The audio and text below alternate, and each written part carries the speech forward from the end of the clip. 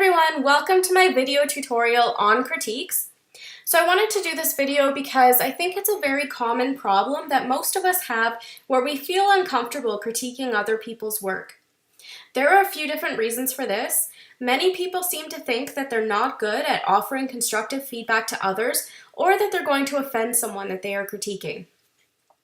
Also, people often think that they aren't qualified to offer advice to someone else on a topic that they may not be familiar with. While these things may be true, I want to give you the confidence to be able to offer constructive criticism to someone else without fear of hurting their feelings or coming off the wrong way, and also ease your mind about your own level of knowledge, because as I've said before, even when you're not an expert yourself, you can still be helpful to others. Being able to get free criticism of your work from your peers is such a valuable resource that you should take advantage of it every time you can. So now I'll talk about how to provide feedback that will be of benefit to someone, and then I'll talk about how to receive feedback. First and foremost, remember when you're trying to help someone by critiquing their work to be diplomatic. Being diplomatic means that you are being understanding of the other person and what they're trying to accomplish, and being mindful of the language that you use. Before offering any suggestions or advice, listen to their message. Whether it's through their writing, their photography, or their design work, you want to get a sense of what it is they're trying to get across to you. When you're critiquing, ask questions to get on the same page if you need to, and if there's anything you don't understand or if something seems ambiguous, don't be afraid to ask for more details. You should also make sure that you actually look at the work before offering an opinion on it, as it can be hurtful to receive irrelevant or inaccurate feedback about something that you worked very hard on. Secondly, find out if you are even that person's target audience, because that will make a big difference in how you interpret things. If you're not the target audience, that's okay. You can still give advice, but just understand that your experience as a viewer or a reader may not be the same as those it's been created for. For example, if you are critiquing somebody's sales letter that's written for middle-aged soccer moms, and you happen to be a man in his early 20s, the language used in the sales letter is not targeted to you, so you may not jive with what it says. Again, you can totally critique the work, but just keep that in mind. Regardless of whether you're entirely familiar with the topic you're reviewing, your perspective on it will still be valuable to the creator of the project because it gives them an opportunity to see their work through the eyes of someone less knowledgeable than themselves. This is so worthwhile because it's very easy as a creator to lose sight of your audience's perspective and not be totally aware of their different skill levels. This is critical information to share, so don't hold back.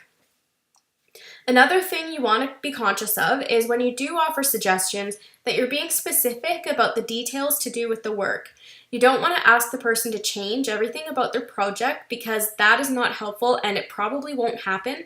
You want to make sure that your feedback is helpful, and the best way to be helpful is to offer clear, concise examples of things that could be improved on. Here's an example of that, saying, "I would like to see this particular paragraph expanded on with a bit more detail," as opposed to saying, "I don't think your story is very clear to the reader," and then leaving the writer to figure out where and how they can fix it. Another really key point is that when you are providing feedback, you want to make sure that you're only suggesting things, not telling the other person what to do. A really good way to do this is by positing your comment as a question.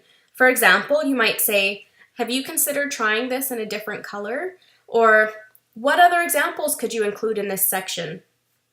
This technique is borrowed from something called the Socratic method. You may have heard of it before, and if not, it's a conversation style that follows a question and answer format. When you ask someone an open-ended question, it encourages them to think critically and come up with alternative solutions. It's a cooperative way to provide feedback that is non-aggressive and results-oriented. The last thing I'm going to mention about providing constructive criticism, and this may be the most important, when you're critiquing someone's work, be certain to look at the work itself and not the person who created it. You don't want to be insulting or say things that reflect poorly on the person behind the work. Avoid attacking their character, their writing abilities, their knowledge level, or anything like that. And make suggestions of how you believe it can be improved. That's it. And if you have something nice to say it loudly. People will always be glad to hear praise. Be truthful and authentic with your compliments so that they have something to carry with them into future projects. So now we're going to talk about the flip side. How do you take criticism from other people without it affecting you emotionally and allowing it to benefit you and improve your work? So, most importantly, you have to try to have a thick skin when other people are looking at your stuff, because sometimes we can get very precious about what we've created. It can be hurtful to hear that someone else doesn't see our work as the masterpiece that we've put our heart and soul into, and maybe you think it's the most amazing thing you've ever done, but it feels underappreciated. In any field, regardless of what kind of work you do, you have to be able to separate yourself from your work. From time to time, anyone can end up with a bad result. Sometimes your projects just don't turn out that well, and when you've spent a lot of time on something, it can be hard to see it that way because what you see is the result of dozens of hours or possibly even weeks or months, and what you see is all that time and the process you went through, but other people are only seeing the end result. And then it doesn't matter to them if you spent 50 hours or 50 days or just 15 minutes. It can be really disappointing to hear that someone is not interpreting your work the way that you had hoped.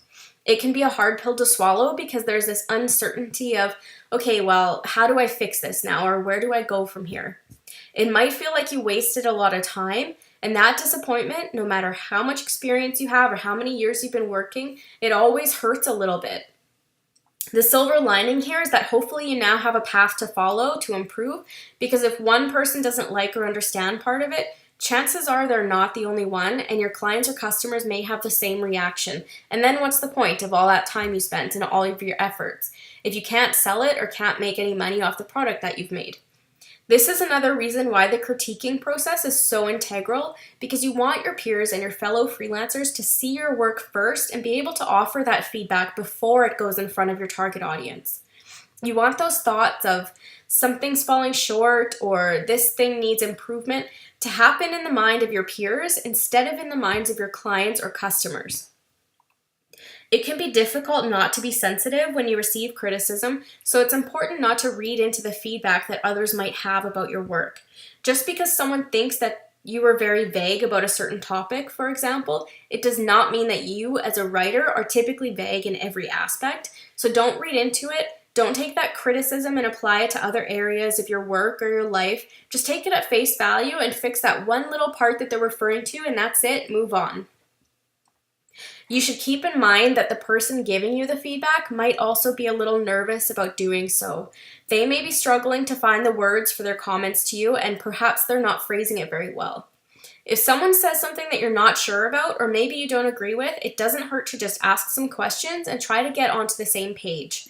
Understand and appreciate that this person has taken time out of their lives to look over your work and be able to provide you with some feedback free of charge and without asking for anything in return, unless maybe you're going to critique their work as well, but then it's still just an exchange of time that you've done for each other as a favor.